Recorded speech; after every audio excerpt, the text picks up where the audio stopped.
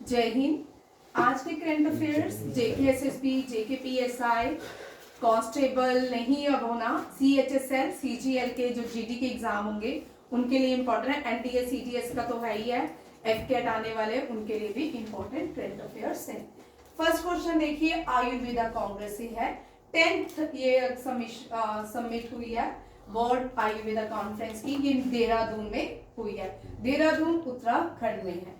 और उत्तराखंड जो है इसकी दो कैपिटल्स हैं, जैसे जेएंडके की दो कैपिटल्स हैं उसी तरह उत्तराखंड की भी है। उत्तराखंड की विंटर्स में देहरादून है, समर में गैरीसेन है। उत्तराखंड में देहरादून है। अब ये जो आयुर्वेदा कांग्रेस, वर्ल्ड आयुर्वेदा कांग्रेस हुई है समिट कॉन्फ्रेंस, इसका थीम है digital health and Ayurveda perspective. याद रखिएगा, थीम पूछ सकते हैं। इतना इंपॉर्टेंट इवेंट कहाँ पे ऑर्गेनाइज किया गया ये इंपॉर्टेंट नहीं है, but theme is very important. अब उत्तराखंड जो है, उत्तराखंड में 3 नदियां महत्वपूर्ण बहती हैं जिसका महाकुंभ भी होने वाला है।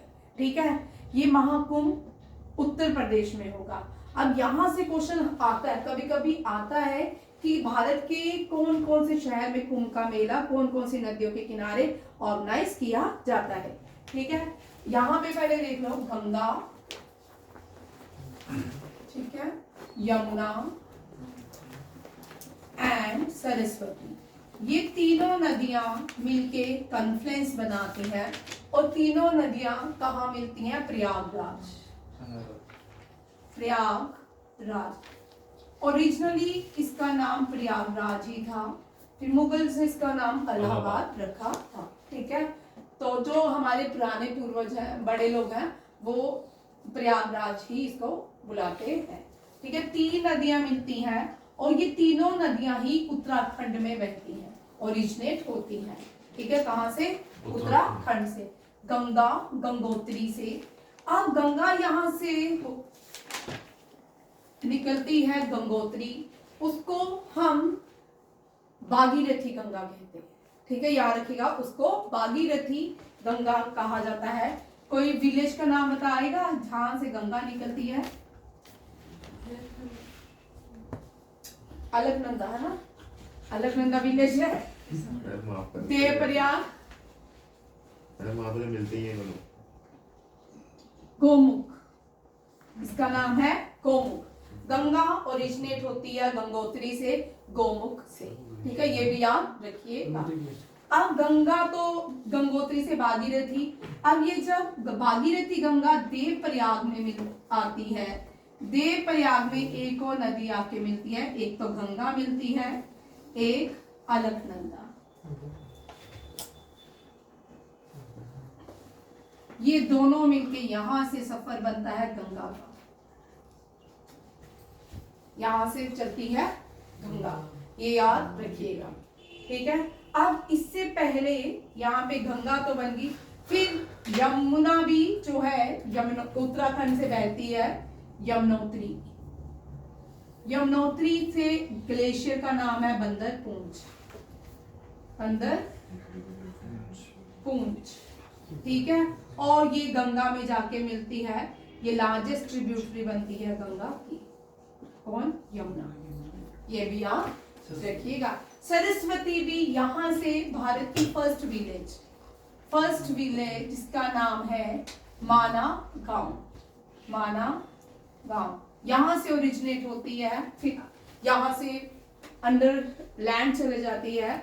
उसके बाद ये मिलती है कहां पे? तीनों नदियां कहां मिलती है? प्रयागराज। ठीक है, आयुर्वेदा, आयुर्वेदा की जननी फादर चारका को कहा जाता है। याद रखिएगा, आयुर्वेदा भारत में आयुर्वेदा पतंजलि नहीं है। ठीक है, आयुर्वेदा जो योगा जो है वो भी पतंजलि नहीं है, ये भी याद रखिएगा, क्योंकि रामदेव ने योगा को प्रमोट किया है भारत में, बट उसके फादर नहीं है। आयुर्वेदा के जो फादर है वो कौन है? चारका। आयुष, ये जो मंत्रालय है आयुष, ये आयुर्वेदा किस मंत्रालय में आते हैं? आयुष में। सिद्धा भी आयुष में आते हैं, यूनानी योगा भी, यूनानी भी एंड होम्योपैथी भी किस में आते हैं? आयुर्वेदा आयुष मंत्रालय के अंदर आते हैं ये सारे। ये भी बड़ा इंपॉर्टेंट पॉइंट है। अब ये सारी यहाँ क्योंकि हमने देहरादून है उत्तराखंड में है, ये भी याद रखना है। उत्तराखंड में सबसे पहला first and oldest national park भी है, that is a Ramganga.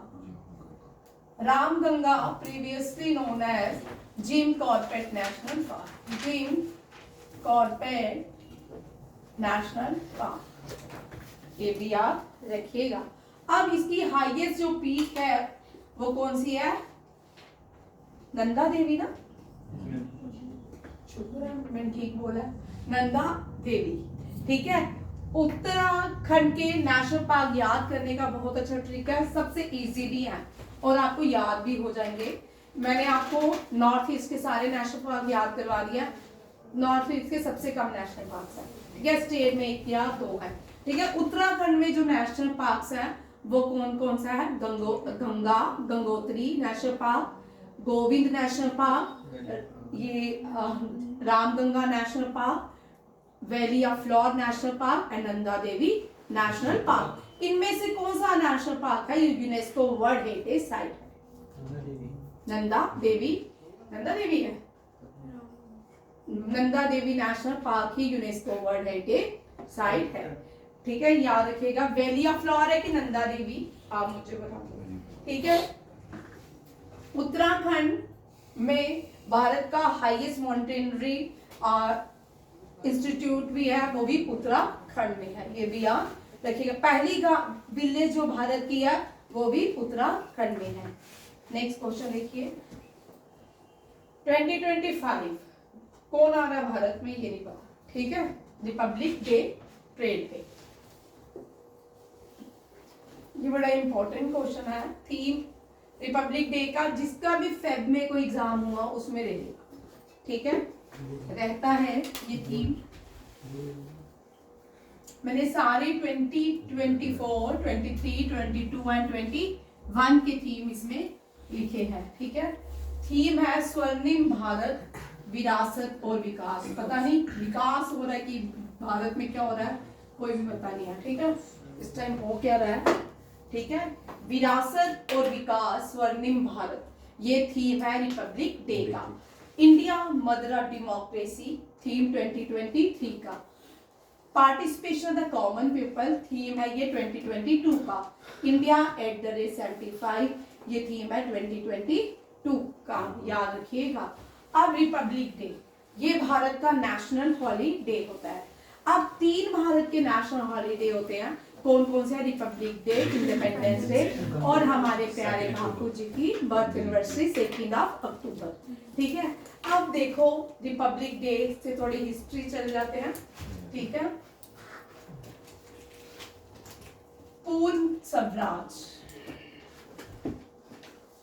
Complete independence,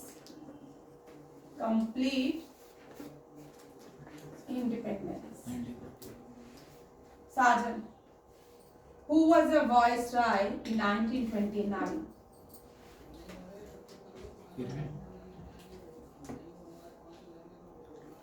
Who was the, और दिमाग लगाओ, कौन जाओगे? कौन थे? Lord Irwin, Lord Irwin. और कोई? इरविन। कैसे इरविन? एक ट्रिक बताऊंगी, याद आएगा आपको। इरविन कैसे? इरविन ही है। इरविन ही है, मुझे नहीं पता, मैं तो आपसे पूछ रही हूँ।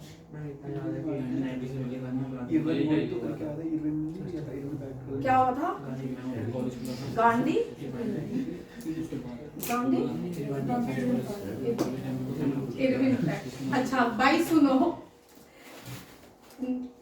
गांधी इरविन पैक्ट को छोड़ दो। 1930 में सिविल डिसोबीडियंस मूवमेंट हुआ, दांडी मार्च। तो दांडी मार्च स्टार्ट करने से पहले गांधी जी ने 11 बेड्स रखी थी, 30 बेड्स रखी थी, जिसको 11 किसको लिखा था गांधी जी ने लेटर?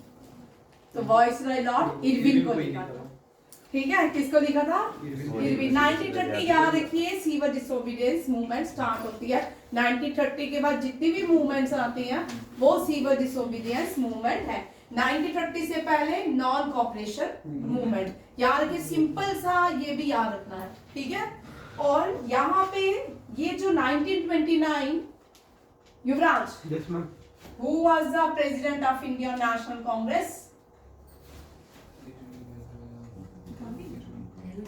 नेहरू जी। और कोई बोल भाई, कौन? सोचो सोचो, ठीक है। अब ये सोच, इस तरह के क्वेश्चन ना सब एग्जाम में रहेंगे, आपके जेके एसएसबी में ये क्वेश्चन रहेंगे, क्योंकि जीएस बहुत वास्ट है। तो बोलो भाई, ठीक है, चलो तब तक सोचो। ये लाहौर सेशन था, ठीक है। ये जेएल नेहरू थे कि नहीं मुझे नहीं पता, आप बताओगे? जेएल नेहरू, याद रखिएगा। जेएल नेहरू थे कि मोतीलाल नेहरू थे? जवाहरलाल नेहरू। ठीक है, आप आंसर मुझे परफेक्ट बोलो। जवाहरलाल नेहरू। और गूगल मैंने बोला फोन बंद रखो, ठीक है। JL Nehru was the president of Indian National Congress.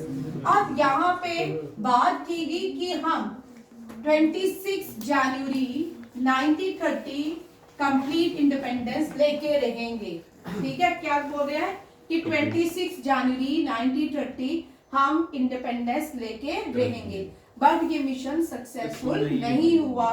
तो भारत को आजादी मिली 15 अगस्त 1947। उसके बाद भारत ने अपना कॉन्स्टिट्यूशन ड्राफ्ट तैयार किया, ड्राफ्टिंग कमेटी बनाएगी, ठीक है, उसके ऊपर नहीं जाएंगे। भारत का कॉन्स्टिट्यूशन तैयार हुआ 26 नवंबर 1949 और पूरे देश में एनफोर्स किया गया 26 जनवरी 1950। ये पॉइंट याद रखिएगा। जब भी रिपब्लिक डे, एक हमने रिपब्लिक डे ही क्यों चुना उस दिन, 26 जनवरी क्यों चुना, इसके पीछे ये पूर्ण स्वराज की लाहौर सेशन की पूरी कहानी, ठीक है। इसलिए पूरे जब अडॉप्ट किया गया, एनफोर्स नहीं किया गया, इन्होंने बोला एनफोर्स पूरे भारत में एनफोर्स कब करेंगे, 26 जनवरी 1950, ये भी याद रखिएगा। उसके बाद नेक्स्ट आते हैं कि इस दिन हमने कॉन्स्टिट्यूशन को अडॉप्ट किया, इस दिन हमने कॉन्स्टिट्यूशन को अडॉप्ट किया और पूरे देश में इम्प्लीमेंट भी हुआ। 26 जनवरी जो है इसलिए इम्पोर्टेंट है, इस दिन हम नेशनल हॉलीडे मनाते हैं। और कॉन्स्टिट्यूशन के हेड जो होते हैं प्रेसिडेंट ऑफ इंडिया होते हैं। हाईएस्ट एग्जीक्यूटिव पावर जो होती है वो प्रेसिडेंट ऑफ इंडिया के पास होती है। भारत हर साल किसी ना किसी कंट्री के प्रेसिडेंट प्राइम मिनिस्टर्स को बुलाते हैं, या नेबरिंग कंट्री फोन बंद रखिए, नेबरिंग कंट्री के प्रेसिडेंट प्राइम मिनिस्टर को इनवाइट करते हैं। रिपब्लिक डे को फ्लैग जो होस्ट करते हैं वो प्रेसिडेंट ऑफ इंडिया करते हैं। क्यों करते हैं? Executive head of the country कौन है? प्रेसिडेंट है, इसलिए प्रेसिडेंट ऑफ इंडिया इसको होस्ट करते हैं। रिसेंटली फोर्ब्स 2024 की जो सर्वे आया है, इंडियन रैंकिंग आई है, 3 भारत की लेडीज को रैंकिंग में लाया गया है as a most powerful ladies. कौन कौन से? किरण मजूमदार, रोशनी नदाल एंड निर्मला सीतारमण, ठीक है। अनीता अंबानी के लिए आएगा मोस्ट हॉलीवुड अट्रैक्टिव लेडी, ठीक है। ये तीनों है, फाइनेंस मिनिस्टर है ये जो है, देखते हैं कौन कौन है ये, ठीक है। निर्मला सीतारमण, ठीक है, ये रोशनी नदाल थी, मुझे याद भूल गया, ठीक है। निर्मला सीतारमण से पहले थोड़े क्वेश्चन कर लेते हैं, बाद में इनको डिस्कस करते हैं, ठीक है। निर्मला सीतारमण ने वैसे एक लॉ गाड़ी का कल पास किया, पूरा देश लॉ फंड, ठीक है, वो थोड़ा ठीक है। ऐसे ही चलो, क्या होता है कई बार कोई टीम होती है, थिंक टैंक्स बैठे होते हैं, उनकी गलती से मिनिस्ट्री को पूरी को सुनना पड़ता है। अब यहाँ देखिए, निर्मला सीतारमण ये भारत की first finance minister as well as defence minister रह चुकी है, ठीक है। अब बड़े सारे क्वेश्चन आते हैं, इंदिरा गांधी भी आ जाता है। अगर आपको पूछा जाए first finance minister of India female, तो वहां पे इंदिरा गांधी का नाम भी होगा, तो बड़े सारे बच्चों को पता है कि इंदिरा गांधी भी क्या रह चुकी है, भारत की defence minister and finance minister. But Indira Gandhi तब एज अ प्राइम मिनिस्टर थी, ठीक है। इंदिरा गांधी के पास एडिशनल चार्जेस थे जब वो प्राइम मिनिस्टर थी, और वो फाइनेंस मिनिस्टर भी बनी, बट इंडिपेंडेंट चार्ज नहीं था, ठीक है। वो क्योंकि as a prime minister she is appointed as defence minister as well as finance minister. अब यहाँ पे फर्स्ट कौन सी, फर्स्ट, ठीक है, फुल फ्लैग या इंडिपेंडेंट आएगी तो निर्मला सीतारमन। अगर first prime minister who is act as the defence minister और फाइनेंस मिनिस्टर तो इंदिरा गांधी आएगा, ये भी याद।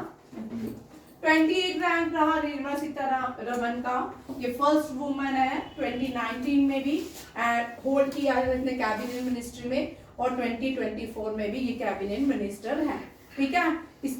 इसने भारत को कहा, इसने एक डेडलाइन दी है 2027। ये डेडलाइन वाले क्वेश्चन याद से करने हैं, ठीक है, क्योंकि डेडलाइन वाले क्वेश्चन भी कभी कभी JKSPI में आते हैं, ठीक है। डेडलाइन पूछ जाती है, जैसे पहले ट्यूबरक्लोसिस की डेडलाइन इंडिया की क्या है, वर्ल्ड हेल्थ ऑर्गेनाइजेशन की क्या है। इस तरह इस निर्मला सीतारमन ने कहा है कि भारत को एक डेडलाइन दी है 2027 तक, भारत कितने ट्रिलियन बन जाएगा, 4 ट्रिलियन, हाँ 4 ट्रिलियन इकोनॉमी भारत की हो जाएगी, ये भी याद रखिएगा, ये क्वेश्चन भी बड़ा इंपॉर्टेंट है। नेक्स्ट देखो, ये है रोशनी नदान। रोशनी नदान मल्होत्रा है, ये 81 रैंक है, SCL टेक्नोलॉजीज की चेयरमैन है, जिसको SCL को इसके फादर ने स्टार्ट किया था, ये इसको लीड कर रही है इस कंपनी को, ये भी याद किया। ये तो इनको सब जानते हैं। किरण मजूमदार, ये भारत, इसको 82 रैंक मिला है। बायोकॉन की ये क्या है,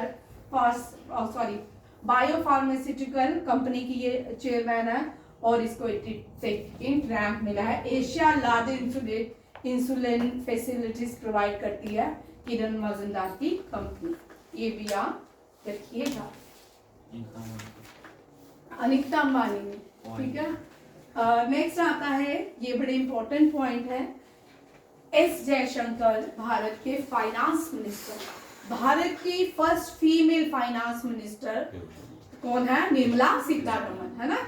मैं भी सोच रही हूँ, अभी अभी नियुक्त हुई है निर्मला सीतारमन, भारत की पहली फीमेल फाइनेंस मिनिस्टर। अनन्या कौन है, finance female finance minister, Sushma Swaraj. आप सीतारमन, निर्मला सीतारमन से क्या थी वो? तू बता जैन, क्या मैडम, कौन थी? सुषमा स्वराज। अच्छा, मैं सब पता नहीं, तो ऐसे कुछ, ठीक है। सुषमा स्वराज, ये भी याद किया।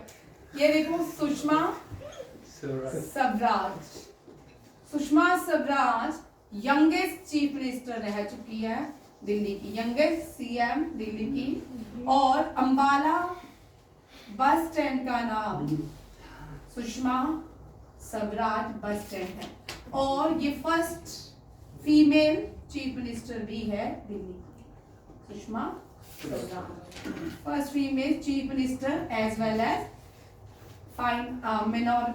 एक्सटर्नल अफेयर मिनिस्टर भी है। वुमेन वेलफेयर की थी, क्या वुमेन वेलफेयर की सुषमा स्वराज, वुमेन वेलफेयर और एक्सटर्नल मिनॉरिटी मिनिस्टर। वो तो रह चुकी है फर्स्ट, ये इसमें फर्स्ट हुई, फर्स्ट बता रही, ठीक है। ऐसे तो बट सर इसको कैबिनेट पोजीशंस मिली, बट ये इंपॉर्टेंट है, ठीक है। रिसेंटली नरेंद्र मोदी को भी सम्मानित किया गया, निर्मला सीतारमन को भी किया गया, एस जयशंकर को भी किया गया। अब देखो, एस जयशंकर को सरस्वती नेशनल एमिनेंस अवार्ड से सम्मानित किया गया है।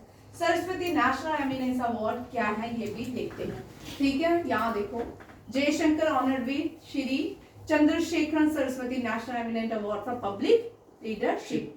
ही express gratitude to the South Indian education system, ठीक है। साउथ इंडियन एजुकेशन सिस्टम जो ओल्डेस्ट एजुकेशन सिस्टम इसका माना जाता है, उसको ग्रेटिट्यूड करते, थैंक करते हुए कहता है, ठीक है। यहाँ पे ये जो कंपोजिशन है ना, यहाँ पे देखो, इससे क्वेश्चन आ सकता है, ठीक है। ये कंपोजिशन ओल्डेस्ट कंपोजिशन है साउथ इंडिया की, इसको MS सुब्बुलक्ष्मी टाइम, ये श्री जगत गुरु शंकराचार्य ने इसकी कंपोजिशन की थी, ठीक है। आज भी साउथ इंडियन इस कंपोजिशन को गाते हैं। इसका नाम है मैथ्रीन बजथम। ठीक है, ये सुन सकते हो आप यूट्यूब में, इसके अलग अलग सिंगर्स ने इसको गाया है। याद रखिएगा, इस हाईलाइट किया कि अब जयशंकर महापरिवार की बात करते, ग्लोबली इन्फ्लुएंस, कि भारत जो है एक साथ रहते हैं, वहाँ न्यूक्लियर फैमिली में लोग जुड़ के रहते हैं, उसके लिए भी इसको सम्मानित किया गया। पूरे वर्ल्ड लेवल में इस तरह की बातें ये करते रहे। ये emphasize India growing significance on the global stage, reflecting परिवार legacy and connecting world wide. India दुनिया की एक ऐसी कंट्री है जहाँ सबसे ज्यादा रेमिटेंस आते हैं, बाहर से पैसा अपने घर को भेजते हैं बच्चे। सबसे ये भी याद रखिएगा, वर्ल्ड में नंबर 1 रैंकिंग है, अभी आने वाली होगी इसकी भी रैंकिंग, इंडिया नंबर 1 है। एशिया जो है, साउथ एशिया, इंडियन सब कॉन्टिनेंट में सबसे ज्यादा पैसे आते हैं। ठीक है, इसके बाद पाकिस्तान आता है, बांग्लादेश में आते हैं। ठीक है, तानसेन को याद कर ले। ठीक है, 100 Tansen Sangeet Samaroh organise at which city of India. कोई मुझे बताएगा तानसेन कहाँ बॉर्न हुए थे? ठीक है, अभी ये कह रहा है यूपी में बॉर्न हुए थे, ग्वालियर में बॉर्न हुए थे, रियासी में बॉर्न हुए थे। ठीक है, 100 तानसेन संगीत समारोह जो है ये ग्वालियर में ऑर्गेनाइज किया गया। कहाँ पे? ग्वालियर में। अब इसमें ये लाइव कॉन्सर्ट चला है, बहुत सारे इंडियंस, बाहर के लोग, सबने पार्टिसिपेट किया है। तानसेन कहाँ चला गया? ठीक है, ग्वालियर। ठीक है, तानसेन म्यूजिशियन था अकबर के दरबार में। किसके? अकबर के दरबार में। अकबर के दरबार में तानसेन था, रहीम था। सबसे इंपॉर्टेंट जो है, आप मुझे बताओ, टोडरमल बंदोबस्त। ठीक है, बंदोबस्त किसने इंट्रोड्यूस किया था? अकबर के फाइनेंस मिनिस्टर टोडरमल ने। राजा टोडरमल के नाम से ये जाने जाते हैं। इन्होंने टोडरमल बंदोबस्त जो है इंट्रोड्यूस किया था। अकबर ने मनसबदार सिस्टम को इंट्रोड्यूस किया था। अकबर ने एबॉलिश किया था जजिया को। अकबर ने दिल्ली इलाही एक यूनिवर्सल रिलीजन है उसको इंट्रोड्यूस किया था। और टोडरमल ने टोडरमल बंदोबस्त, और आज भी इस टोडरमल बंदोबस्त को कैरी किया जाता है। ठीक है, ये भी याद रखिएगा। अकबर की जो बायोग्राफी है वो अकबर के कोर्ट पोएट रहीम ने नहीं लिखी, अबुल फैजल ने लिखी है। किसने लिखी है? अबुल फैजल। आईने अकबरी। कौन सी? आईने अकबरी। अकबर के टाइम में रामायणा, महाभारता, बताओ मुझे कौन सी बुक को, संस्कृत की बुक को पर्शियन लैंग्वेज में ट्रांसलेट किया गया? ठीक है, ये भी आप इंपॉर्टेंट क्वेश्चन है। ठीक है, अकबर जब जीत गया उसने एक सिटी बनाई, दैट इज ए फतेहपुर सिकरी। उस फतेहपुर सिकरी के अंदर जो दरवाजा है वो दुनिया का सबसे बड़ा दरवाजा माना जाता है, और उस दरवाजे को बुलंद दरवाजा कहते हैं। वो यूनेस्को वर्ल्ड हेरिटेज साइट है। अकबर का टूम जो है वो आगरा में ही है, फतेहपुर सिकरी के पास। ये भी याद रखिएगा। और अकबर ने ही आगरा फोर्ट भी बनाया है। आगरा वाले क्वेश्चन होते हैं नाम। ठीक है, अकबर ने ही आगरा फोर्ट भी बनवाया था। ठीक है, और औरंगजेब ने शाहजहां को उठाया और उस आगरा फोर्ट में फैन रख दिया कि अब तू, शाहजहां का प्लान था ब्लैक ताजमहल बनाने का। ठीक है, उसको उठा के फिर शाहजहां ने बोला मुझे यहाँ से उस जगह में मंदिर बना जहाँ से मैं ताजमहल अपनी नूर, कौन सी जहां, नूरजहां, मुमताज को देखता हूँ, नूरजहां को देखता हूँ, जहांगीर ने बदली थी नूरजहां। ठीक है, चलो आगे देखो क्या किस्मत है मुमताज सबकी जहां में। इतने सैंपल बच्चे पैदा किए थे उसने। चलो आगे देखो, यहाँ देखो 100 एडिशन था ग्वालियर में। ये ट्रिब्यूट किया गया है किसको? आप तानसेन, इसका जो था ना ओरिजिनल नाम नहीं था, इसका रामतेनु मिश्रा था। ये भी याद रखिएगा। ये भी बड़ी बार क्वेश्चन आता है, तानसेन का ओरिजिनल नाम क्या था। ठीक है, ये ग्वालियर कोर्ट में परफॉर्म भी करते थे, बाद में अकबर के कोर्ट में गया। फिर इसके साथ राजा मानसिंह तोमर सम्मान दिया गया इंदौर के सनंद नियाज संस्था को, ये भी याद रखेगा। ये राजा मानसिंह तोमर सम्मान भी म्यूजिशियन को दिया जाता है। उसके बाद जो प्रोमिनेंट सम्मान दिया गया, ये कोलकाता के हैं पंडित स्वपन चौधरी। ठीक है, ये तबला बजाते हैं, इनको हाईएस्ट सम्मान से सम्मानित किया गया ड्यूरिंग दिस प्रोग्राम, ये भी याद रखिएगा। यहाँ पे याद रखना है पंडित स्वपन चौधरी, और दूसरा राजा मानसिंह सम्मान किसको दिया गया, इंदौर संसद न्यायालय को। और अगर क्वेश्चंस आते हैं तो 1 2 3 अगर आपको एग्जर्शन रीजन आएंगे तो ये सारे पॉइंट्स याद रखने हैं, ठीक है, ताकि आपको कोई भी करंट अफेयर ऐसा ना हो आप नहीं करते हो। अब देखो कौन कौन सी कॉन्फ्रेंसेस अभी नहीं मैंने आपको करवाई, देखो इस मंथ में और नवंबर में कौन कौन सी कॉन्फ्रेंसेस और सबमिट हुई। 10th world Ayurveda conferences Dehradun में हुई। वर्ल्ड मैरीटाइम टेक्नोलॉजी कॉन्फ्रेंस पहली बार भारत में हुई, ठीक है, चेन्नई में हुई, और इसको हर 3 साल के बाद ऑर्गेनाइज किया जाता है। काजीरंगा यहाँ पढ़ चुके हैं, असम में नेशनल पार्क है, यूनेस्को वर्ल्ड हेरिटेज साइट है। काजीरंगा ने 12 इंटरनेशनल टूरिज्म मार्ट क्या किया है, होस्ट किया है, क्यों किया कि नॉर्थ ईस्ट के जो कल्चर है, रिच कल्चर है, लोग उसके बारे में जान सके। याद रखिएगा कौन से नेशनल पार्क को ये अनुमति मिली कि इंटरनेशनल टूरिज्म मार्ट ऑर्गेनाइज करे, that is A Kaziranga national park. Kaziranga national park और मानस नेशनल पार्क दोनों ही असम में है, और ये दोनों क्या है, UNESCO world heritage site. Ministry of agriculture, और ये भी कॉन्फ्रेंस है, 3 ये मैं पढ़ा चुकी हूँ पहले, दोबारा से लाई हूँ, ये आ सकता है, ठीक है। Ministry of agriculture and farmers welfare government of India, international rice research institution south Asia regional centre and national seed research and training centre, इन्होंने कॉन्फ्रेंस की। कहाँ पे, ये जो कॉन्फ्रेंस की, उस कॉन्फ्रेंस का नाम नेशनल सीड कांग्रेस है। क्या है, नेशनल सीड कांग्रेस। ये 30 नेशनल सीड कांग्रेस थी, कहाँ पे ऑर्गेनाइज की गई, वाराणसी। और नेशनल इंस्टीट्यूशन ऑफ राइस का कहाँ पे, कटक, ठीक है। राइस का जो हेडक्वार्टर है, नेशनल इंस्टीट्यूशन ऑफ राइस, वो कटक में है, ठीक है। सीड की ऑर्गेनाइजेशन, सीड की कांग्रेस कहाँ पे, वाराणसी। वाराणसी उत्तर प्रदेश में आता है, प्राइम मिनिस्टर नरेंद्र मोदी की कॉन्स्टिट्यूंसी है। वाराणसी जो है oldest country of the oldest city of the world है। दूसरी है जापान की Tokyo and Varanasi oldest city of the world है। और वाराणसी में ही मणिकर्णिका बॉर्न हुई, मीन्स झांसी की रानी बॉर्न हुई एज अ मणिकर्णिका, ये भी याद रखिएगा। और झांसी जो है between MP and Varanasi, means Uttar Pradesh के बॉर्डर में आती है, छत्तीसगढ़ में आता है, यूपी में पड़ता है मैडम, वो यूपी और भाई वाराणसी यूपी में ही है ना भाई मैडम, ये वाराणसी से 8 घंटे का रास्ता। हाँ भाई, वो बीच में आता है, बॉर्डर दोनों का शेयर होता है, ठीक है। झांसी जो है, और झांसी की रानी की शादी उत्तर प्रदेश से वो ग्वालियर के झांसी के राजा, ग्वालियर में नहीं, झांसी के राजा के घर हुई थी। ग्वालियर में मरी थी जाके, ग्वालियर ने तो साथ ही में दिया था, क्या होगा, ग्वालियर ने तो 1857 रिवॉल्ट में रानी का साथ नहीं दिया था, सिंधियास ने साथ नहीं दिया था। यहाँ देखो, India hold the international cooperation alliance globally cooperative conference in new Delhi, ये वेरी इंपॉर्टेंट, 130 साल के बाद भारत में ये कॉन्फ्रेंस हुई है। प्राइम मिनिस्टर ने, ये इसी का ही है, प्राइम मिनिस्टर ने इनॉग्रेशन, इसकी इनॉग्रेशन किसने की, प्राइम मिनिस्टर नरेंद्र मोदी ने।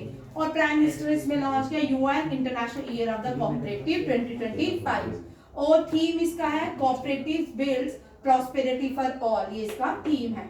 और इसके साथ इंडियन गवर्नमेंट विजन ऑफ सहकार से समृद्धि की और ये विजन भी रखा। ये सारे पॉइंट याद रखना, ये क्वेश्चन इंपॉर्टेंट है, ठीक है। ये आपको सीडीएस में, एनडीए में आने के चांसेस हैं, ठीक है।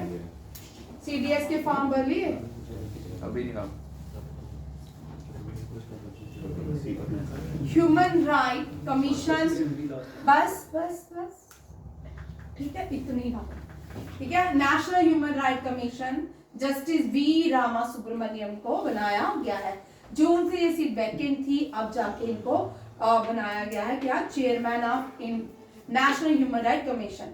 यूएन ह्यूमन राइट कमीशन का नहीं, नेशनल ह्यूमन राइट कमीशन। ठीक है। प्रियंक कनुंगो एंड ये रिटायर्ड जस्टिस विद्युत रंजन सरंगी, इनको भी मेंबर बनाया गया है ह्यूमन राइट कमीशन का।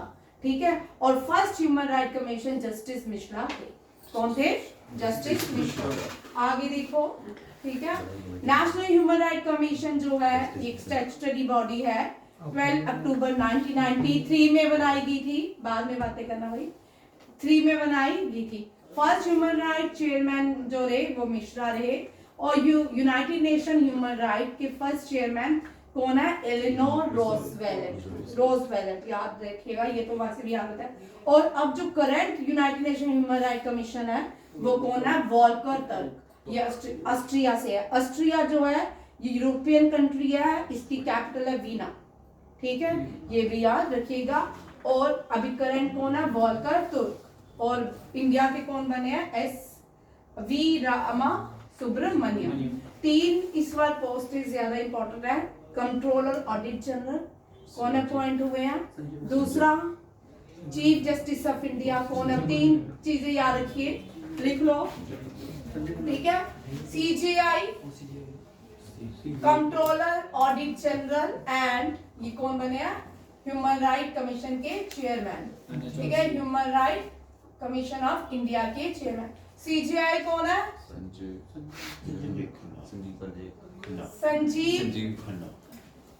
संजीव खन्ना। और ये कौन है? संजय आरबीआई का भी चेंज हुआ मैडम, संजय मल्होत्रा। तुम कंफ्यूज क्यों कर देते हो?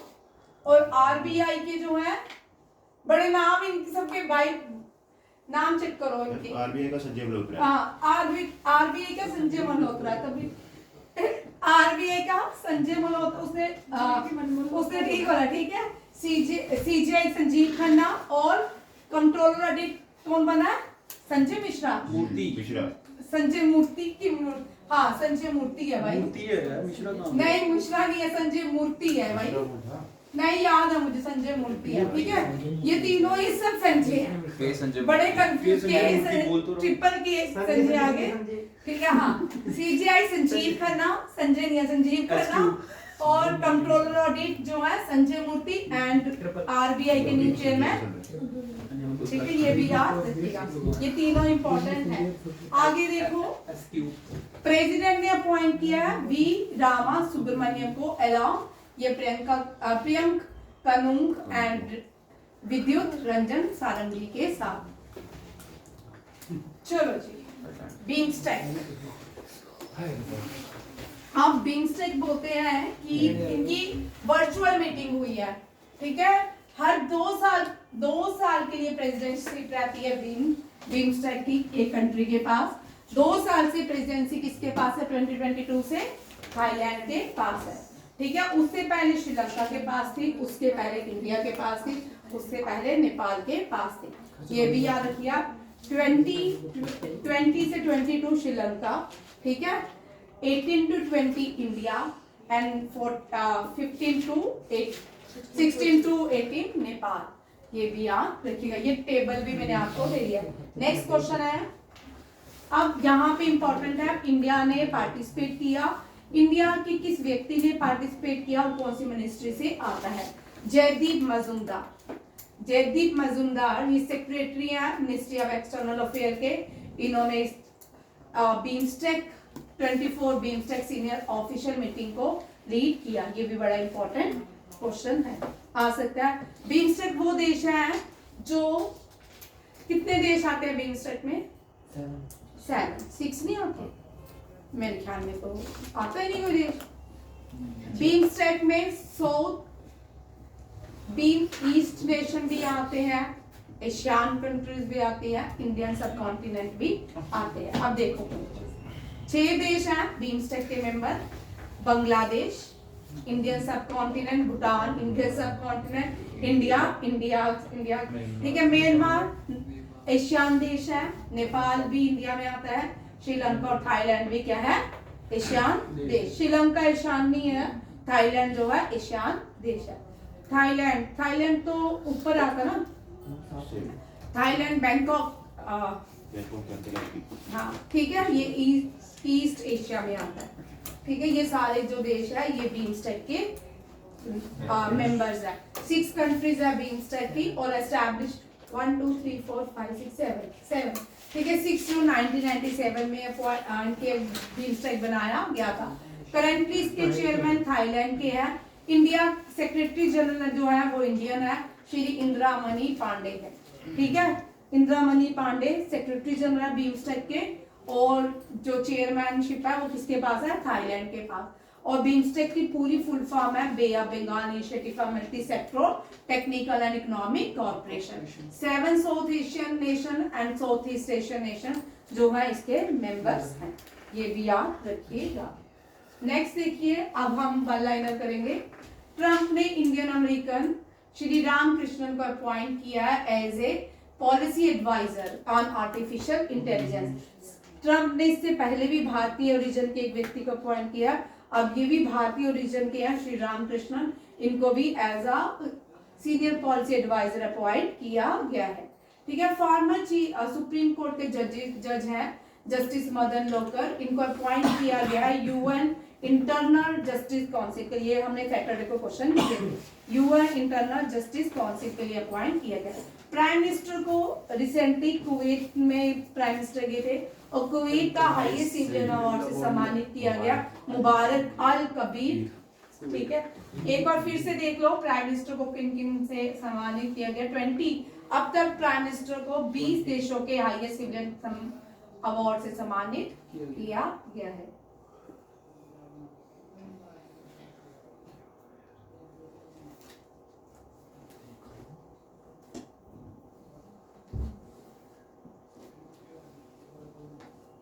ये रहा प्राइम मिनिस्टर को 12वीं गुआना एंड इंडोनेशिया से भी हाईएस्ट सिविलियन अवार्ड जो रिसेंटली हुआ है, ये नवंबर में जो दिए गए। नाइजर की, यहाँ पे क्वेश्चन ये इंपॉर्टेंट नहीं है, ये तो सबको पता है प्राइम मिनिस्टर को ये टाइम टू टाइम अवार्ड मिलते रहेंगे, बट उन कंट्रीज के हाईएस्ट सिविलियन अवार्ड्स आपको याद रखने हैं। ठीक है, फ्रांस का, रशिया का हाईएस्ट सिविलियन अवार्ड है order of Saint Andrew of the Exeter, ये भी याद रखना है। फिर उसके बाद ये ड्यूक गायलेपो, ठीक है, भूटान से दिया गया है, ये भी याद रखना। सारे अवार्ड्स की मैं आपको एक दिन ये तैयार करके दे दूंगी, आपने सिर्फ याद ही करना है। ठीक है, आपको मिल जाएगी ये भी। नेक्स्ट क्वेश्चन चलते हैं।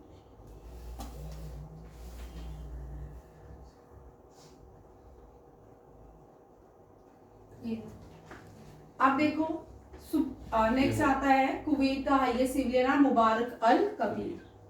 नेक्स्ट देखो 23 इंडिया चाइना की एक मीटिंग हुई है, वो बीजिंग में की गई है, 18 दिसंबर को हुई थी। उस पे बॉर्डर की मेंटेनेंस, पीस और प्रमोटिंग बायलैटरल रिलेशन की बात की गई। इंडिया की चाइना के साथ कोई भी बायलैटरल या मल्टीलैटरल एक्सरसाइज नहीं होती है। आज तक इंडिया और चाइना में एक ही एक्सरसाइज हुई है 2017 में, वो हैंड इन हैंड थी। और चाइना के साथ कोई भी मिलिट्री एक्सरसाइज, एयरफोर्स एक्सरसाइज या नेवल एक्सरसाइज नहीं होती है। साहित्य अकादमिक अवार्ड के लिए 21 लैंग्वेज चुने गए हैं इस बार। 22 लैंग्वेजेस में साहित्य अकादमिक अवार्ड दिए जाते हैं जो शेड्यूल 8 में आते हैं इंडियन कॉन्स्टिट्यूशन के अंदर। इसमें हिंदी पोइट गगन गिल, इंग्लिश राइटर एस्ट्रिन कायर एंड मराठी क्रिटिक सुधीर दयासल का नाम आया है। Very very very important question. ठीक है, ये लास्ट क्वेश्चन था, नहीं और भी है। ये हम कर चुके हैं। रेलवे को 101 अवार्ड से सम्मानित किया गया। 22 जो है बेस्ट परफॉर्मिंग जोन के लिए है। 5 टाइम हरियाणा चीफ रह चुके हैं। इनका नाम है ओम प्रकाश चौटाला, पास्ट अवे हुए रिसेंटली। ये लोकदल के, वेरी इंपॉर्टेंट, लोकदल ने ही कांग्रेस को पहली बार लोकसभा के इलेक्शन जिसने हराए थे वो लोकदल थी, ये भी याद रखिएगा। ठीक है, Indian the national institution of सिद्धा, इस सिद्धा जो है ये आयुष मंत्रालय के अंदर आता है, जैसे आयुर्वेदा है, योगा है। इसी तरह जो साउथ इंडिया के थेरेपी है वो सिद्धा है।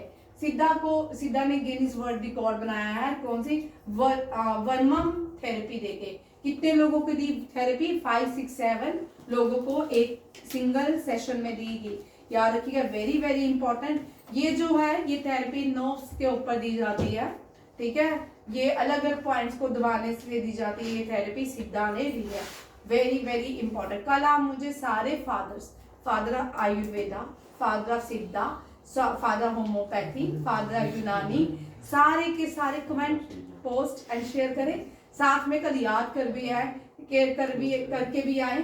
ये एक टॉपिक आपको कवर हो जाएगा, ठीक है। Father of nuclear sciences, father of कौन से हैं इसरो, इस तरह के सारे father of modern India, father of renaissance period, ठीक है। ये सारा आपका एक टॉपिक कवर हो जाएगा, ठीक है। थैंक यू, जय हिंद।